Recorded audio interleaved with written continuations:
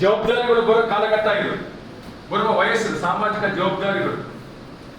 ಅಂತಹ ಕಾಲಘಟ್ಟದಲ್ಲಿ, ಅಂತಹ ಸಂದರ್ಭದಲ್ಲಿ, ಅಂತಹ ಸನ್ನಿವೇಶದಲ್ಲಿ ಕುವೆಂಪು ಸಾಹಿತ್ಯ ನನ್ನನ್ನ ಹೇಗೆ, ನನಗಾಗಿ ಹೇಗೆ ಒಂದು ದಾರಿಯನ್ನ ತೋರಿಸ್ತದೆ, ನಾನು ಯಾವ ದಾರಿಯನ್ನ ಆಯ್ಕೆ ಮಾಡ್ಕೋಬೇಕು. ಈಗ ತುಂಬಾ ಇವತ್ತು 21ನೇ ಶತಮಾನದಲ್ಲಿ ಇದ್ದೀವಿ. ನಿಮ್ಗೆಲ್ಲ ಗೊತ್ತು, ವಿಜ್ಞಾನ ತಂತ್ರಜ್ಞಾನ ಸಾಕಷ್ಟು ಬೆಳೆದ್ಬಿಟ್ಟಿದೆ. ನೀವೆಲ್ಲ ಸಾಮಾಜಿಕ ಜಾಲತಾಣವನ್ನ ಚೆನ್ನಾಗಿ ಬಳಸ್ಕೊಳ್ತಿದ್ದೀರಿ, ಮೊಬೈಲ್ ಅನ್ನ ಬಳಸ್ತಿದ್ದೀರಿ, ಹೌದಲ್ಲ? ಪ್ಲಾಸ್ಟಿಕ್ ತರಕ್ಕೆಲ್ಲ ಬಟ್ ಮನೆಗೆಲ್ಲ ಬಳಸ್ತಿರ್ತೀರಿ, ಹೌದಲ್ಲ? ಇಲ್ಲಿ ತಂದಿದ್ದೀರಾ? ತರಂಗಿಲ್ಲ, ಅದು ಒಳ್ಳೆ ಪ್ರಯತ್ನ. ಇಂತಹ ವಿಜ್ಞಾನ ತಂತ್ರಜ್ಞಾನ ಆಧುನಿಕತೆ ಈ ಕಾಲಘಟ್ಟದಲ್ಲಿ ನಾವೆಲ್ಲವನ್ನ ಪ್ರಶ್ನೆ ಮಾಡೋ ಕಾಲ ಇದು. ಯಾವುದನ್ನು ಪ್ರಶ್ನೆ ಮಾಡದೆ ನಂಬೋ ಹಾಗಿಲ್ಲ, ಹೌದಾ? ಪ್ರಶ್ನೆ ಮಾಡೋ ಮನೋಭಾವ ನಮ್ಮಲ್ಲಿ ಬರಬೇಕು ಅಂದ್ರೆ ಕುವೆಂಪು ಪದ್ಯಗಳನ್ನು ಓದ್ಕೋಬೇಕು, ಕುವೆಂಪು ಕವನಗಳನ್ನು ಓದ್ಕೋಬೇಕು, ನೀವು ಕುವೆಂಪು ನಾಟಕಗಳನ್ನ ಓದ್ಬೇಕು. ಇವೆಲ್ಲ ಕನಸಾಗೋದು ನಿಮ್ಗೆ. ಏನ ಮುಗಿಸ್ಕೊಟ್ಟಿದ್ವಲ್ಲ, ನಿಮ್ಮ ಜೀವನ ಪರ್ಯಂತ ನಿಮ್ ಜೊತೆಗಿರುತ್ತೆ ಆ ಪುಸ್ತಕ. ನಿಮ್ಗದೊಂದು ಬೆಳಕಲ್ಲ, ನಿಮ್ಗೊಂದೊಂದು ಅರಿವು. ಅಗ್ನೇ ಸಂಕೇತ ಪುಸ್ತಕ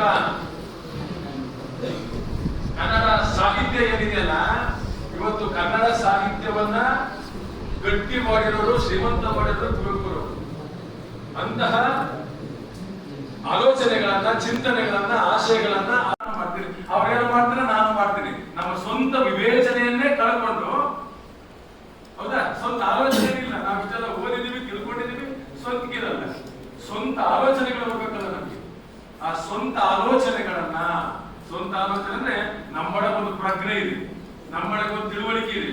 ನಿಮ್ಮ ಗಬ್ಬರ್ ಸರ್ ತತ್ವ ಪದಗಳ ಬಗ್ಗೆ ಪುಸ್ತಕ ಬರೆದಿದ್ದಾರಲ್ಲ, ಈ ಹುಡುಗರಿಗೆ ಕೊಡ್ರಿ ಸರ್, ಬಹಳ ಅದ್ಭುತವಾದ ಪುಸ್ತಕ ಅದು. ಆ ತತ್ವ ಪದಗಳು ಅಂತ ಪುಸ್ತಕ ಇದೆಯಲ್ಲ, ಅವೆಲ್ಲ ನಿಮ್ ಭಾಗದ ತತ್ವ ಪದಕಾರರು.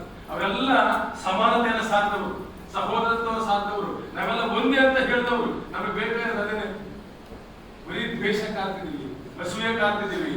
ಈ ದ್ವೇಷ ಅಸೂಯೆಗಳಿಂದ ಅನೇಕ ಸಂಕಟ ಸಮಸ್ಯೆಗಳಲ್ಲಿ ಸಿಕ್ಕಾಕೊಂಡಿದ್ದೀವಿ.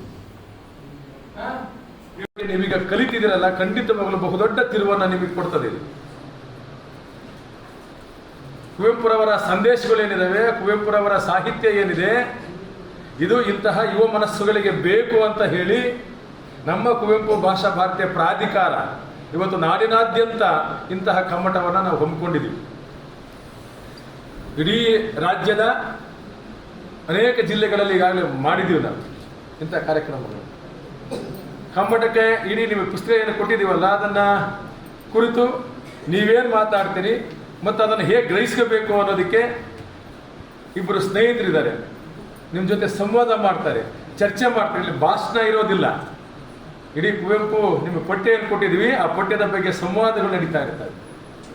ಸಂವಾದ ಚರ್ಚೆಗಳಾದಂಗೆಲ್ಲ ನಮ್ಮೊಳಗೆ ಕುವೆಂಪು ಎಲ್ಲೋ ಒಂದು ಕಡೆ ಪ್ರಭಾವವನ್ನು ಬೀರ್ತಾರೆ.